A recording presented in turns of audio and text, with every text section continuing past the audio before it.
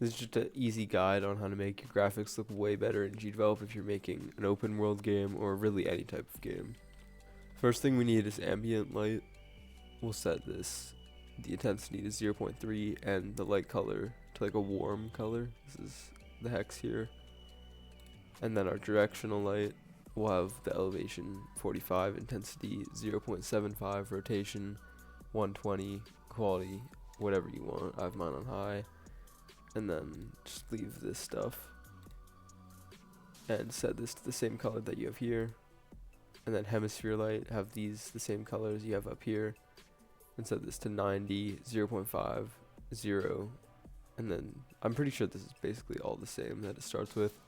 Then for fog, we have the distance to whatever. I've mine set to 3000, but you can do whatever you want, and have the fog color be the same color as your sky or like your background here, so that it looks good and blends in together.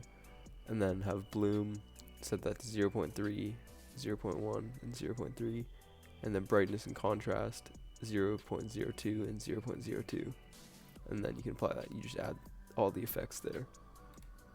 And then if you want your game to look a little bit different, but it looks good still, we can just lower this.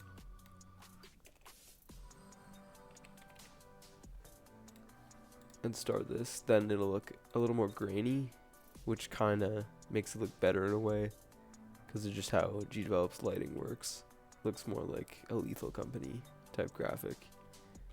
Thanks for watching, and if you enjoyed, then leave a comment for other tutorials you'd like me to do.